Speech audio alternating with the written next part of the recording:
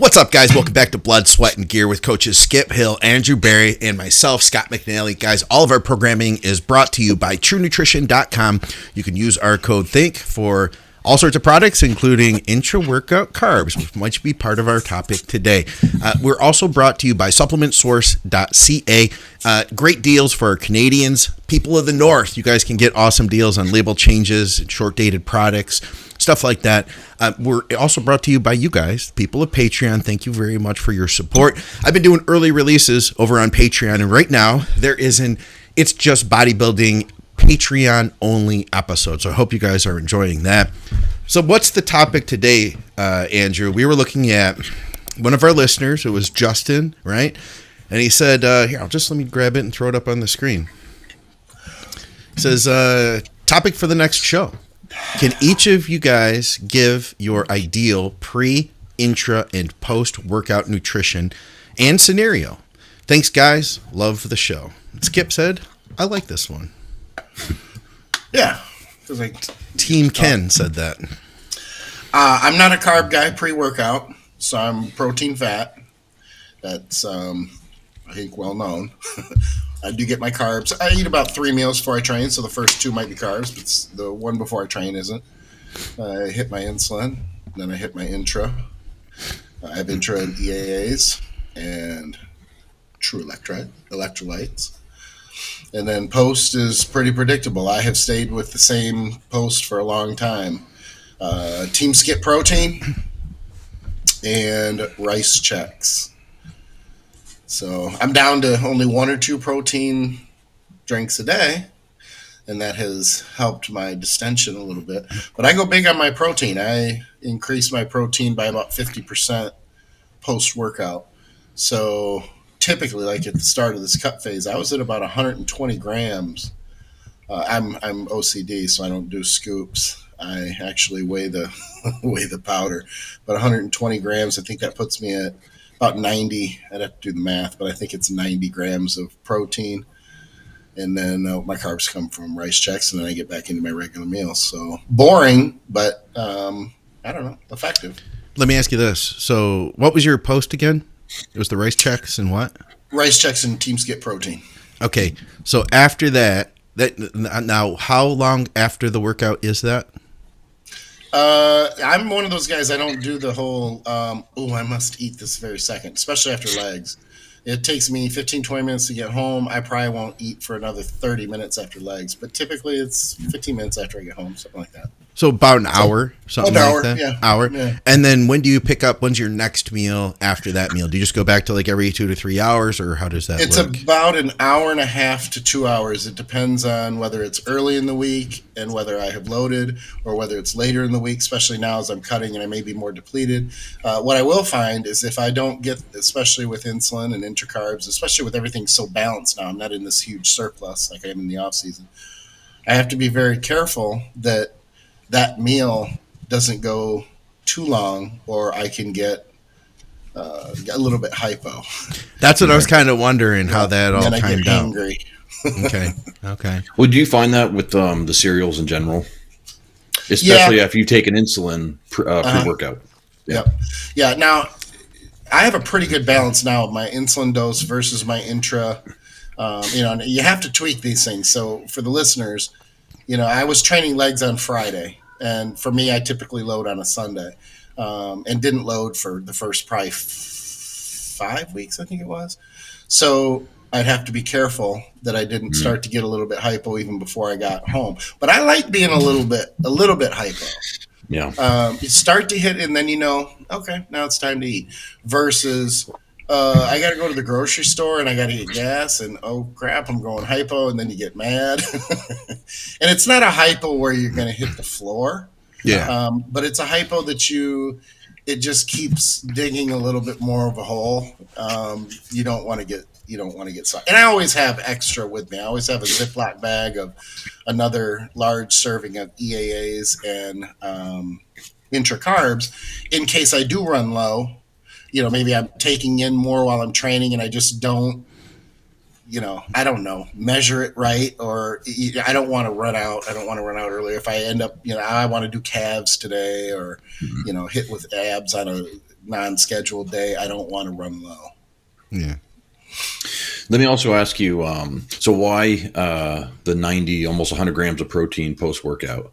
And this isn't like a challenge. I think the listeners would really gain from this. It's something that I've done for a long time because I consider that post-training window kind of sponge time.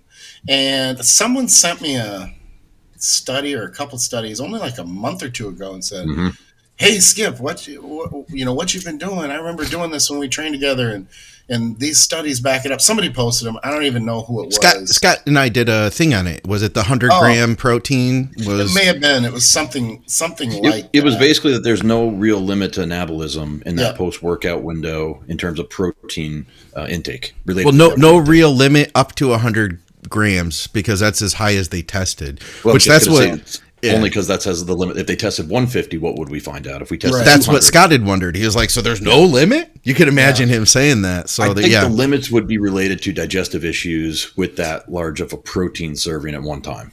Yeah, I think that's what would be the limiting factor, not your body's ability to synthesize and manufacture proteins from your post-workout meal, but more so. When do the systems break down? Could you guys eat 400 grams of chicken in one meal? Right. Well, I was even thinking I'd switch to egg whites because I stay full from all that protein powder longer than I want to. Really? But yeah, it does. It keeps me pretty full. It's a lot of protein powder, man. 90 grams. I mean, I think it's like 5 scoops or something like that. It's it's crazy. I did Team Skip Shake right before the show started. Nice. But I was thinking about going to like egg whites or something because I don't want to eat anything like that. Like you say, it's a lot of chicken. I don't want to eat anything like beef at that time because I'm not when I'm cutting, I try to keep my fat intake, relatively low unless if I'm going to add fat, I'm going to add macadamia oil or something like that. Olive oil. I can't stand the taste of olive oil. It just makes me want to gag. But macadamia nut oil I can tolerate, things like that. So I try not to take in those heavier meats, but egg whites, could you imagine trying to eat 90 grams of protein and egg whites? I mean, you'd want to throw up. And let's be 4 fair, cups. I would smell, my wife would want to divorce me because I don't deal well with egg whites. No, for sure. How about you, Andrew? What's your go-to or ideal? Yeah. I mean, I'm like Skip, where I don't completely omit carbs, but I think my pre-workout meal is my lowest carbohydrate meal. Okay. Whey protein, cream of rice, peanut butter, might be 45 grams of carbs total in that meal. More so because I don't want to have any bloat.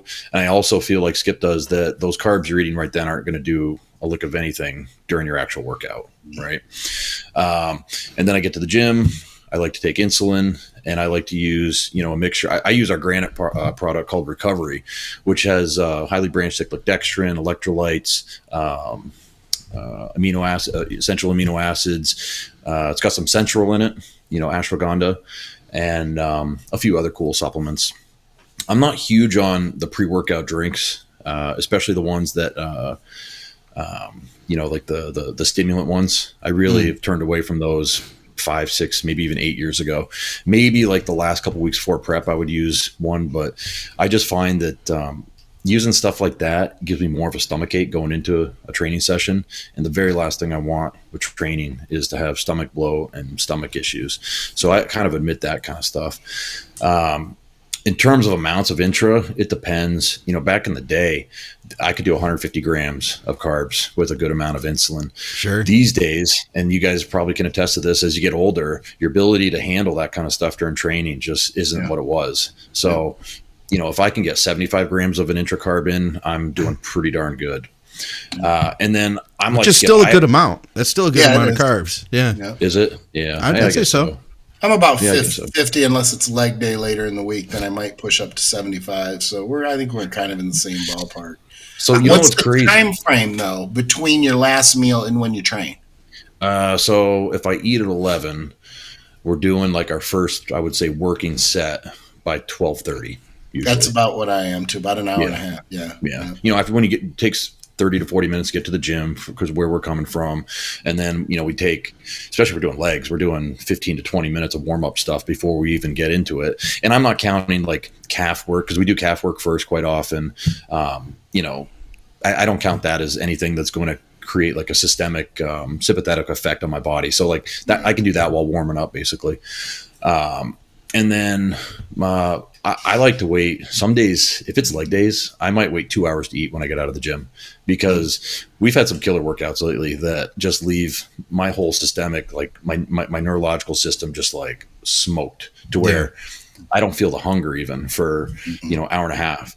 So, but my post-workout meal, I do more of a solid meal. So I should say that too. If I was doing a shake and like a cream of rice or even a cereal, I would definitely be able to eat a lot sooner. But I do, right now it's just white fish, rice, and avocado oil. I've been a big fan of avocado oil. So usually, it's 230 grams of fish, usually about 400 grams of rice. I have an apple with it, and about 15 grams of avocado oil. So it's a decent complex meal. And again, and I should also say this, I'm doing more of a clean if it fits your macro these days, because you guys know, like when we get into our lifestyle, if you have, a workout and then you're trying to do a podcast later, within that time frame, I might have to go with cereal and a whey shake to get my post-workout in, because just the way the schedule works out. But a typical day, I'll rely on that more solid meal somewhere in the hour to 2 hours after training. Yeah, but you guys don't even want to know what I concocted together for my post-workout, because I was eating right before we started, and my post-workout was, I was like, okay, well, I don't want to get too many carbs in right now. I ate carbs previously, so I had a piece of bread with some like, what do they call it? Like the healthy lunch meat, the stuff that doesn't have like all the nitrates in it and stuff. I literally ran to the store because I knew I wanted to have a Monster Energy drink tomorrow morning. I was like, the only time I can go is right now. If I leave now, right after my workout, I can get this. And I ran up there. I got that. I ate that, half a sandwich on bread, and 2 scoops of Team Skip. That was literally all I had. So I'm not going to say that like what I'm talking about here is podcast worthy. You know what I mean? Like I didn't prepare my pre-workout. I had eaten like a couple hours beforehand, but I can tell you this, that in my more serious days of bodybuilding, which I'd love to get back there if I could,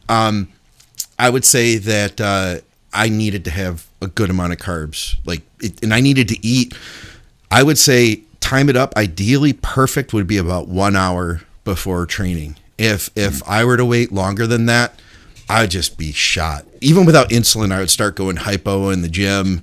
After I'm done warming up, doing calves with Andrew, we haven't even started the workout yet. I'm like ready to leave. I'm ready to go eat food. Well, I think you told us too in the past that you would go hypo when you're working your route, delivering soda. Oh yeah. I've always Just had like blood sugar issues. Yeah, and even when like we'd be getting on the show before we'd start recording, you'd start having like these trickles of sweat, and I'm like, I know what that means, because you called it after a while. You've called it after a while. I'm like, you're hypo right now, aren't you? Go eat something. You did. But I would say ideal would be in the thing that worked really good for me was sweet potato and lean beef. Lean beef had the fats, it kind of slowed everything down. Yeah. And I just felt like I got good pumps eating sweet potatoes for some reason. Maybe it was the beef and sweet potatoes. There's magic for me. And it was heavy enough that it stuck with me through the workout. Anymore, if I do an intra, it's going to be like 25 grams, honestly. Yep. And I found that honestly, like even a small amount of carbs, like 25 grams, it does enough for me to boost my recovery. I don't need to do like 50 grams of carbs or what I had done in the past, like going really high, like we've talked about before. But yeah, 25 would be about it for me right now. If I were to try to use insulin nowadays, it'd probably be like 2-3 units would be literally it. But I don't have a need for it at this time. But in the past, it would have been that big meal. And then 1 hour later, plan to be in the gym 15 minutes before training, take the insulin, start drinking my Intra the minute I got there. And then probably I would do a couple scoops of protein after I was done training, just because it was going to take me an hour to drive home and I'd be getting hungry. But I didn't use carbs with that because I just had carbs all through the workout. And then about an hour later, go into my next meal, which I would then do a solid food meal with whatever my macros were at the time, probably 6 ounces of meat and, a couple cups of rice or something like that in a veggie.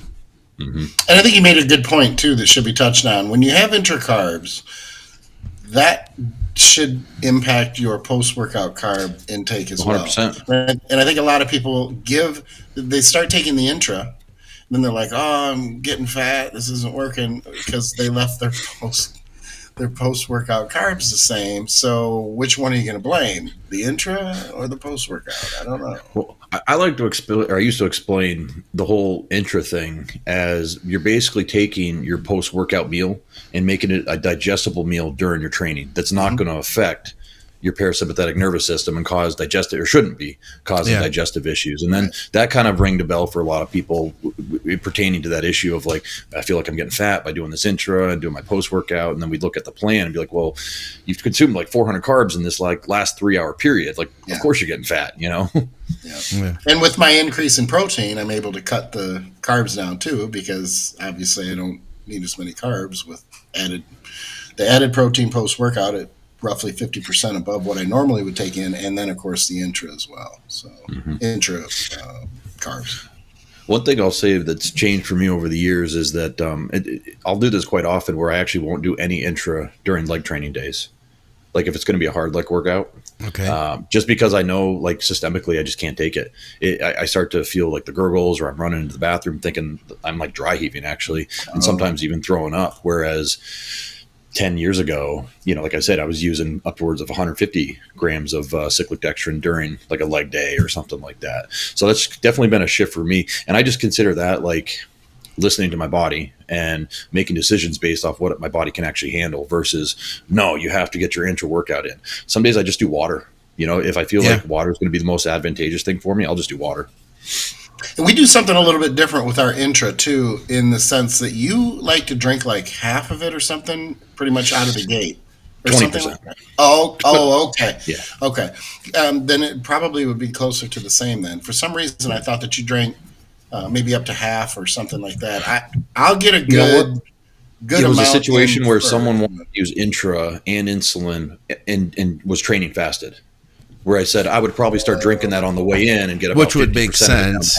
Yeah, in that case. People, I mean, because the fear is, you know, you're waking up, you're already probably fairly low blood sugar, or as low as it's going to be at most, you know, out of the day.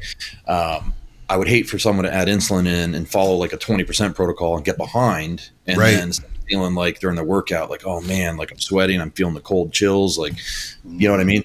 Like you got to think. The intra's got to be additive to your workout. It's got to, you know, work synergistically for your workout. There's no rule that says you have to use an intra to have a good workout. It should be used to improve the quality of your workouts. And if it's not, then don't use an intra. Yeah. And we don't use intra. I think the three of us, or not intra, I'm sorry. Three of us don't use pre-workouts, right? I can't because of nerve. Well, I could, but it would have to be without beta alanine, and a lot of these, I'd have to be very, very particular about it. The only thing I do is I do have a Monster Zero with my meal. Prior to it's just a ritual, I guess, that I've done, and it kind of, I don't want to say it wakes me up. I could probably not do it, and I might not notice the difference because I don't train until an hour and a half later after I have. So synthetic caffeine probably isn't giving me a huge boost 2 hours in. Or 2 hours I will sometimes, but not a lot. Yeah. I might do like a half a scoop, or I just got this nootropic product from Mutant, and it's good. I liked it because I took a half a scoop of that too, and then I felt like after my workout, I did all my work like just like plugged right in, you know. So it's it was like a pre-work and pre-work plan, I guess. But I use I didn't mention my intra. I'll use the MPA muscle intrusion at True Nutrition. And honestly, I could buy the EAAs themselves and use like the EAA Plus to flavor my highly rare cyclic dextrin. I think that could be great. But I just love that lemon ice flavor. Like it's my favorite. Yeah. So it's literally the reason is because I like the flavor of it. Yeah. Yeah, no, I don't love it. I use a non-stim pre-workout sometimes, but it's usually like even a half scoop of that. Where it says to use 2 scoops, I'll use just like a little bit. It's really just water flavoring on the way to the gym. I like Cialis more than anything personally. Yeah, there you go. Hey, what's up, guys? I have a lot of people who reach out to me on a regular basis who are trying to more effectively reach their goals. One of the biggest mistakes I see people make is that they're not getting enough protein. And there's only so much chicken breast we can eat through the day, but we can easily add a high-quality protein supplement to boost those numbers up. True Nutrition has just about every protein powder you can think of, from high-quality whey isolate. If you don't tolerate lactose, then you could use their beef isolate, or you could use their pea protein isolate if you don't eat animal products. They literally have everything you'd think of, I've believed in them for like a decade before they advertised with us. And they never went out of their way to say like, hey, we want to promote our stuff through you.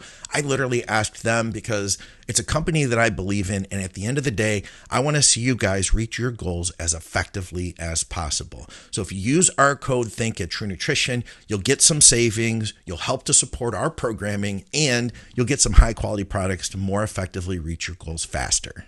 Let's see if we have time for questions. We're going to try to just do a really short episode here. We don't have the time for a full long one, but we didn't want to leave you guys hanging. This is one that I think all of us kind of resonated with. Let's see. He says, when dieting and food is down, have you ever had experience in using a microdose protocol of semaglutide to fight off the hunger hormone? What dosing would be used for this?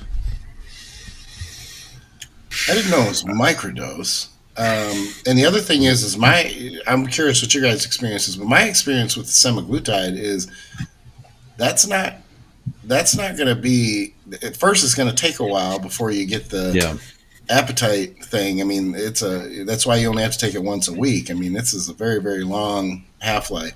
I also didn't see the effects until like a handful, maybe not a handful, but 3 weeks in. I mean, it takes a while, and even arguably, the dosing steps up from 0.25 mg to 0.5, and so you don't really start to see those until that dosing starts to go up too. I mean, it helps, but there's nothing terribly obvious or dramatic happening until those dosages do get higher, and then it's almost the higher the dosing goes and the longer you're on it, the more impressive it can be. I don't have any experience with semaglutide with someone who's a competitor, but I am curious. So I have a situation I won't get into, but because it's a long situation, but with a guy, and the main reason we're going to it, we had to pull out of the show to reset metabolism, carrying a lot of weight, and just it's been slow going. It's just things are coming to a crawl, and went back and checked blood glucose levels, and they're fasted at in the 130s. So it's like, almost an gotta fix that first. Yeah. So we're like, okay, we need to reset everything. We need to get you off, T3 clen, things like that. I don't know specifically, but there's T4, T3, and clen, and they're not at very high dosages, but got to get them off that before we put them on the semaglutide, because of course the semaglutide will increase the effectiveness of T4 and T3 for some people up to like 30%. So certainly don't want to throw semaglutide on top of that. So we're pulling that out first. We almost have that out, and then we'll start the semaglutide. But I'm curious to see how he's going to respond to that. The obvious thing would be to come off growth hormone, because that can be obviously playing into blood sugar levels too. Then, of course, there's the insulin route. But we're both intrigued. We're both on the same page as someone I've worked with for a long time, and we have battled. He doesn't have a great metabolism anyway, but this is a different situation. He had a surgery on his hip, a surgery on his lower back for a fusion, things like that. So during that time, he gained a lot of weight, and we're struggling to get it off. So that's going to be my kind of case study, I guess, for someone who's far more bodybuilding related than just Gen Pop. Mm-hmm. I'm going to be honest. I'm more skeptical of any of the drugs that have hit the market over the last couple of years, because, well, I'm going to go down a small rabbit hole here, but I've been reading a lot of books about the pharmaceutical industry lately, and about how the testing that, like, when they make claims that like these products are safe, whether it's a vaccine or it's a drug that hits the market or whatever, a lot of these companies, they bypass a lot of the phase 1, 2, and 3 clinical trials, or they do them in countries where they don't have to report the adverse effects in the same way that we do in the United States. There's a reason why a lot of these drugs, the things are tested in like Africa, for instance, because their standards are much lower than ours. And it's sad to say, but their population is obviously, they're not as economically doing well as we are. And their countries will take pharmaceutical money to run these tests and to find results that are advantageous to the pharmaceutical companies. And I say that because, well, me doing the research is kind of a side thing because I'm on this kick to find out more about the pharmaceutical industry as a whole. So we'll leave it at that. But I started really thinking about this and pertaining to semaglutide with a client that was using it for contest prep, who had a very successful prep. She turned pro. It was great, but she had a lot of side effects, and we weren't using hardly any, maybe a milligram a week or something like that. What kind of sides was she getting? Yeah, I'm curious as well. Well, you mentioned the side effects related to T3, T4. That was a big one, like really? Massive. And we weren't using T3 with this prep. Massive, like she went to the hospital for massive heart issues, to where they gave her a monitor and tested, tachycardia and all that kind of stuff. So the heart rate, the resting heart rate was through the roof. Yeah. Through the roof, like through the roof for her, and then the digestive issues, that people get, that accompany, the gastric emptying and constipation, that kind of stuff. I'm trying to remember the other sides, but it was enough to make me really say, okay, this isn't just a magic compound that we can use to get through sticking points or, and I also, looking at it as a whole, they're really if they're pushing this stuff on kids, because our kids in America are like 70% overweight and 60% or 50% obese at this point. We're trying to treat a problem that we're trying to take the easy fix, the Band-Aid approach, versus like, hey, exercise more, take vitamin D, take all the things that we know, This could be like a 2-hour long speech from me, so I'll leave it at that I'm not like as convinced that semaglutide is a net positive for our demographic right now. Here, I gotta say, and when you something. say our demographic, do you mean our demographic in bodybuilding, or just in our society itself? I'm saying specifically our clients, whether they're Gen Pop or they're and that's what I'm wondering. That's what I'm wondering too. Look, I got to say something about this. If someone is 400 pounds, a female is 400 pounds, and this could extend her life. Yeah, I absolutely, because she's going to lose 150 pounds off of it. I think that's the application, because she was going to die young anyway, right? Yeah. But for people like that we work with, that let's say our Gen Pop people want to lose 20, 25 pounds. Well, look, we can do that. It's going to take a year, maybe 2 years for a lot of you, because we're going to have to start and stop and pull back at times, but we can do that. Contest prep people, we could do it in 15 to 20 weeks because you're motivated and we just got to work harder. But yeah, that's kind of where I'm standing on that. I think there's a middle ground, and I think that's what you're kind of getting more toward, Andrew, when you're talking about like the extremely obese person. Sure. I think there's a middle ground. I do think that it's being like overused like crazy, Victoria's talked about using it. She had been prescribed liraglutide, which is fast acting, which if this person, and I'm not saying that it's a good idea to add something in, but if you wanted something to hit right on that spot, it's liraglutide's a daily administration, I'll say. I was not aware of that. Yeah. And she had been prescribed that in Canada since like 2018, but she was prescribed it for PCOS, the way that we'll use like Gotcha. What do you call it? I almost said metformin, for the same type of thing. So I think it can be beneficial for situations like that. Since she's had so much experience with it, she's gotten really good with understanding how to supplement to support that digestive stuff. Mm-hmm. But I think it's tricky. And I think here's the thing, in bodybuilding, we're eating, like, you already have a chance. All right. If you're dealing with a high level female competitor, she already has a good chance of getting constipated and having issues with digestion, even without that stuff in there. Right. Yeah. So I think it's tricky to add that in. I would say that when we start talking about using it for bodybuilding, I do think there's benefits. I do think it's middle ground.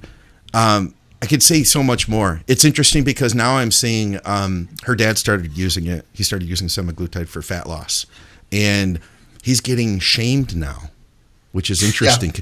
He's getting shamed by people who are like, oh, well, once you stop taking it, it's all going to come back. And he's a guy. Call them Ozempians. What is that? The negative. Those are the people who are taking it, and because you're weak. And it's like a libtard type of negative. It's a pejorative. Yeah. It's just because we make up, nasty new words. I could look like you if I took the same drugs you took. Wow. Okay. That's exactly what it is. So now, we don't want to agree with you. Go ahead. No, go ahead. I was just say. So that said, I don't want to sound like that, but I do think that there is something to be said about enduring the suck when it comes to bodybuilding and learning how to get through it the way we always have.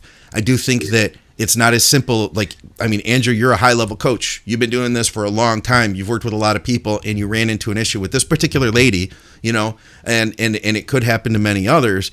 I wouldn't just like, hey, I'm hungry and it's really tough, so I'm going to just throw this in. And I think that's the problem that we're running into is a lot of people are just like, oh, hey, I'll just take this, you know? Let me back up 1 second, because also this wasn't a compound that I sought out for her to take. Like I was having to work with a hormone replacement company to get her Anavar and to get some TRT replacement. Yeah. And they pushed it on her. Of course they did. It's a big money maker right now. Sure. It's like I drive by on the road. There's signs, these big blow up signs that say semaglutide here, tirzepatide here, or however you say it here, sold here. Like, you know, $100 a month for injections, stuff like that. Yeah. And look at look at society. I mean, society is going to jump all over it because they're all talking amongst themselves, and it's working for the average person because all they're doing is eating less. Now, the study that bothered me was that they were saying that an extensive study shows that 40% of the weight loss is actually muscle tissue.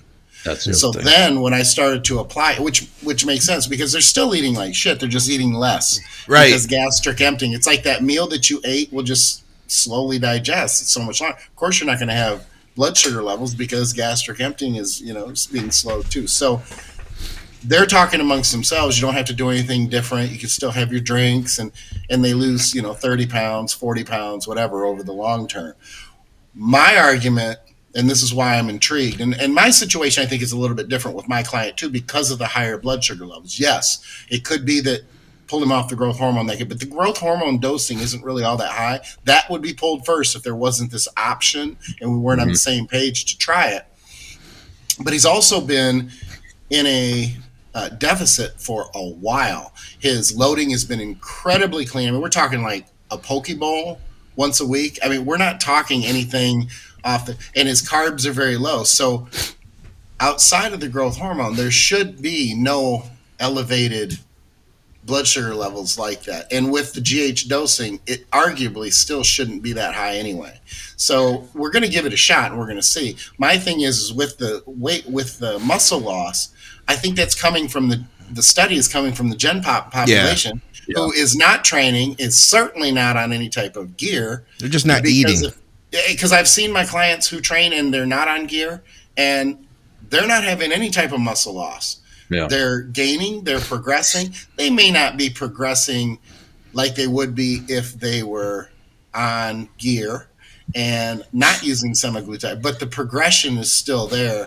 And, you guys know the symptom. It's kind of ironic that I was probably talking to you guys about my one client who had the higher heart rate issues. And then you run into that with your client. It's like, and that has to be watched. And in this industry, it can be overlooked or people cannot know that something as small as a small T4 dose that you might be on or you might add to the semaglutide could create resting HR problems, and they can be big.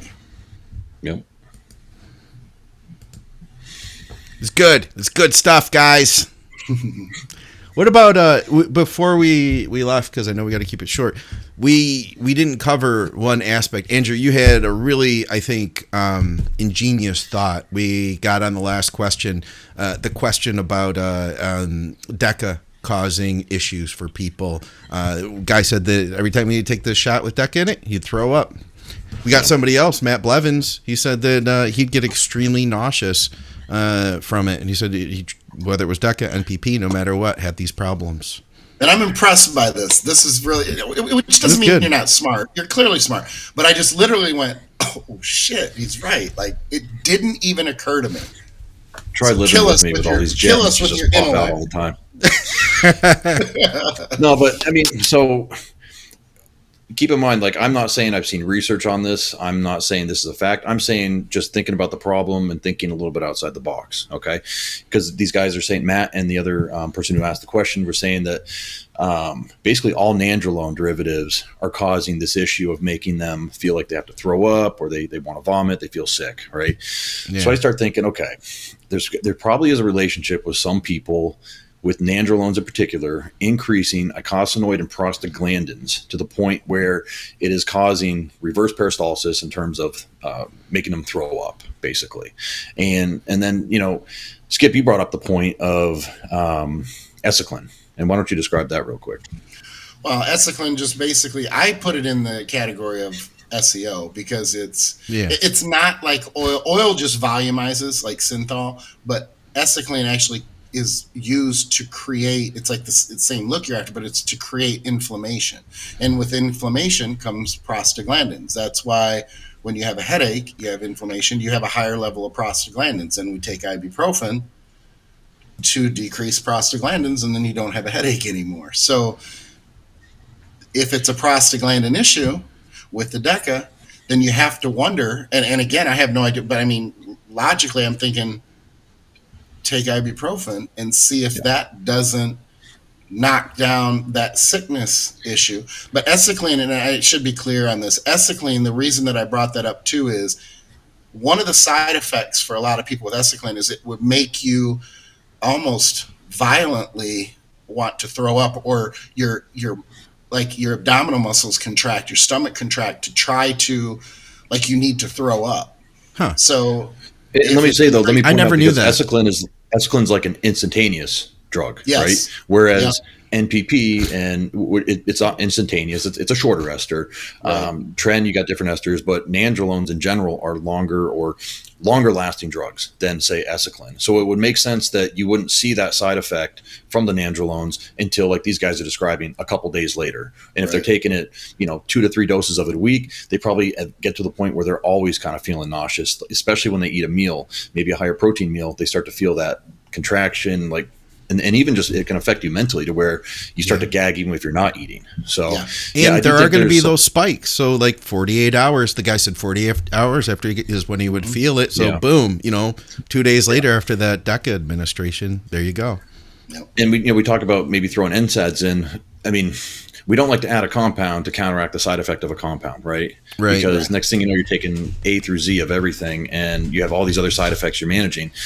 It's something you could try, but then again, you also want to worry about your stomach lining, and you want to worry about your liver health. So, the easier thing, but it would tell them what it was, because if they did respond to it, then at least you would know. Oh man, Andrew's smarter than hell because he gets some prostaglandin. And Skip's dumbass sat there and didn't have any idea. Hey, Scott too. Yeah, that was pretty good. Yeah, that very low wattage bulb came out above my head, and I was like, "Ooh, Andrew." And it's one of those things too that, like, I mean, at the end of the day, we don't need every compound. We don't need to use every compound, right?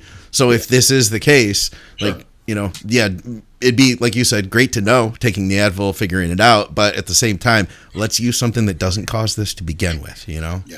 But try it again for my vanity. Yeah.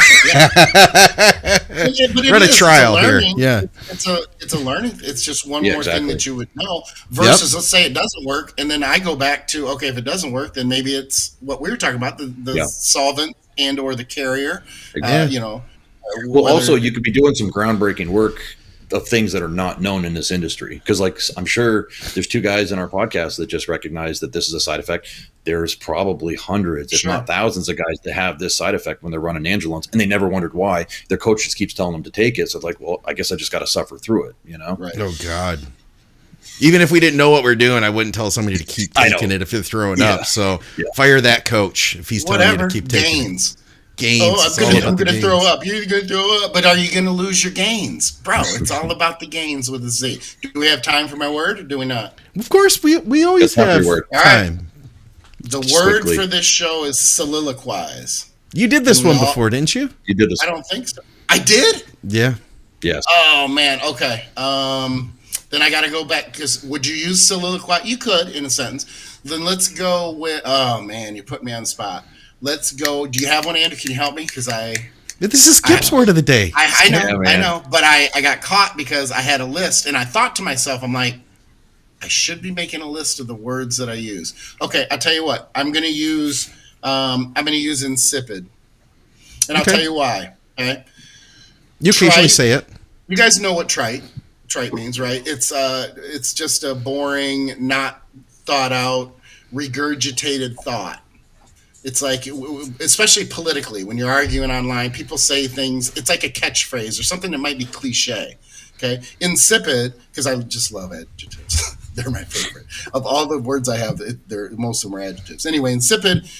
It's basically, it's just a bland, thoughtless. It's very close to trite, but it's a bland, thoughtless. You're bringing comment that brings nothing to the. It's not imaginative. It's not. It's nothing. It's just insipid. It really came from food, like bland tasting food. The soup, it was insipid. The meal was insipid, or the soup tasted insipid, and then it went to using it more to explain someone's personality, their demeanor, or comments that they might make. Insipid. Use it in a sentence before we go. Well, a comment would be insipid. It's an adjective, so it would be. That was an insipid comment. Yeah. Okay. That's the best bland, one. I can't. Bland, tasteless, bland, and insipid soup, as you said. Yeah. Not very imaginative. Boring.